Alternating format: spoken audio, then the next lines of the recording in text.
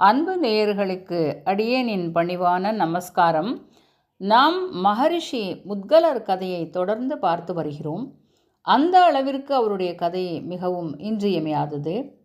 Digital யுகத்தில் இருக்கும் நாம் எல்லாவற்றிலும் அவசரப்பட்டு தப்பான முடிவுகளை எடுக்கும் நாம் நினைத்தது நடக்காமல் போனாலும் விரும்பியதை பெறாமல் போனாலும் ஒன்று கோழையாக முடிவெடுத்து உயிரை மாய்த்து கொள்வதும் அல்லது கொலை செய்து குற்றவாளியாக மாறிவிடுவதும் எல்லா வயதினரிடையேயும் பார்த்து வருகிறோம், கடந்தும் போகிறோம்.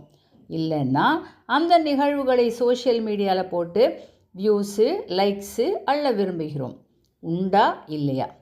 உங்கள் மனசாட்சியை நீங்களே கேட்டு பாருங்கள். ஆனால் உண்மையை சொல்லுங்கள், இந்த மொபைல் ஒட்டுண்ணியாக மாறிவிட்டதே என்று கவலைப்படுகிறீர்கள் தானே? அதை மாற்றுவது யார் கையில்? நிச்சயமாக நம் கையில்தான். அதற்கு முதல் வழி நமக்கு தேவையானதை மட்டுமே பார்ப்பது, கேட்பது. இப்படி ஒரு முடிவெடுத்து உங்கள் நாளை தொடங்கி பாருங்கள். ஃபோக்கஸ்டாக இருங்க, வெற்றி நிச்சயம். இந்த முன்னுரையோட நம்ம மகரிஷி முத்கலரின் சரித்திரம் 7ஆம் பாகம், மகாபாரதம் 80வது பகுதி பார்க்கலாமா? வாங்க தோழர்களே. இதுவரையில் முத்கலர் சரித்திரத்தை பார்க்காதவங்க முதல் 6 பாகங்களை பார்த்துவிட்டு பிறகு பாருங்கள். அப்போதுதான் இப்படிப்பட்ட ரிஷி முனிகள் வரும் தலைமுறையினருக்கு ரோல் மாடலாக வாழ்ந்துட்டு போயிருக்காங்க அப்படிங்கிறத புரிஞ்சுக்க முடியும்.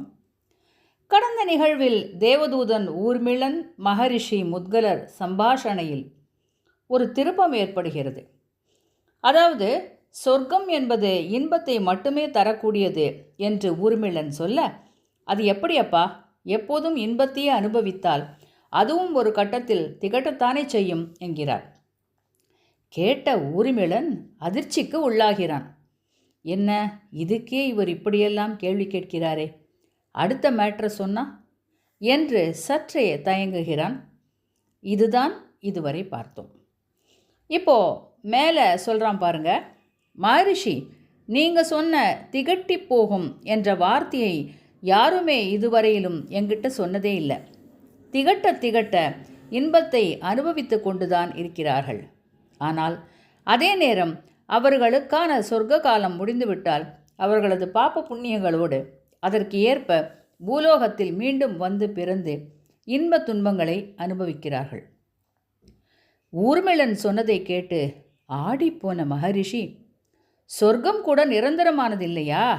அதாவது பிறவாமை என்கிற நிலை அங்கு சென்ற பிறகும் இல்லையா? எல்லாமே தற்காலிகம்தானா? நிரந்தரம் இல்லையா? ஆமாம் மகரிஷி, சொர்க்கமோ நரகமோ அங்கு இருப்பவர்களுக்கும் கால வரையறை உண்டு. இல்லைன்னா அங்கேயும் இட நெருக்கடி வந்து விடாதா என்று ஒரு புன்முறுவலோடு கூறினான். ஒரு நிமிடம் அங்கே மௌனம் நிலவியது. மௌனத்தை உடைக்கிறான் ஊர்மிளன். மகரிஷி, நீங்கள் கேட்ட சொர்க்க நரக லட்சணங்கள் இவைதான். என்ன, இப்போதாவது கிளம்பலாமா?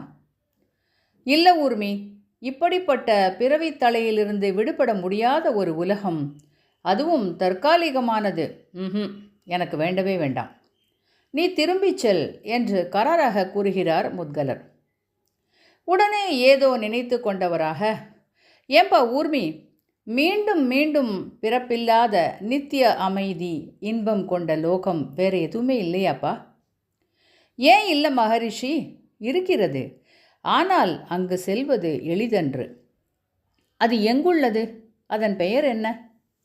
வைகுண்ட லோகம் என்பதே அதன் பெயர். அங்கே நீங்கள் கேட்கும் நித்திய அமைதியும் திகட்டாத இன்பமும் கிட்டும். சரி, அதற்கான வழி? தவம், தவம், தவமே. அதுவும் எப்படிப்பட்ட தவம் செய்ய வேண்டும் தெரியுமா மகரிஷி?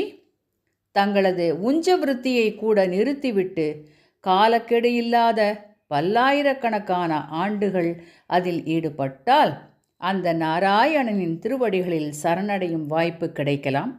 ஆனால் அதுவும் 50-50 தான். ஏன்னா சர்வ வியாபியான அவர் யாருக்கு எப்போது தன் அருள் மழையை பொழிந்து ஆட்கொள்வார் என்பதை எவரும் யூகிக்கவே முடியாது. சரி ஊர்மி, உன்னால் நான் அறிய வேண்டிய பல விஷயங்களை அறிந்து கொண்டேன். நீ புறப்படு என்றார் மகரிஷி. இப்படியாக முத்கலரின் மன உறுதியையும் அழியாத இன்பமே தன் இலக்கு என்று வாழ்ந்த அவரது உயர்ந்த நோக்கும் பாண்டவர்களை சிலிர்க்க வைத்ததோடு சிந்திக்கவும் வைத்தது. வியாசரும் முத்கலரை போல் வாழுங்கள் என்று கூறி சென்றார். இதிலிருந்து நாம தெரிஞ்சுக்க வேண்டியது என்ன தெரியுமா நேயர்களே? ராஜாக்களான பாண்டவர்கள் தங்களது வனவாச காலத்தை ரிஷிகளை சந்திப்பதன் மூலமும் அவர்கள் மூலம் பல முனி சிரேஷ்டர்களின் கதைகளையும் அனுபவங்களையும் தெரிந்து புரிந்து தெளிந்து தங்களை புடம்போட்ட தங்கமாக மாற்றிக்கொண்டார்கள். எனவே நாம் எங்கே இருக்கிறோம் என்பது முக்கியமே அல்ல, நமக்கான சூழலை எப்படி பயன்படுத்தி நம் இலக்கை நோக்கி முன்னேறுகிறோம் என்பதுதான் வாழ்க்கைக்கான வெற்றி மந்திரம். அடுத்து காமியக வனத்தில் பாண்டவர்களுக்கு வந்தது மீண்டும் சோதனை. என்ன அது? காத்திருங்கள் நேயர்களே, அடுத்த பதிவில் பார்க்கலாம்.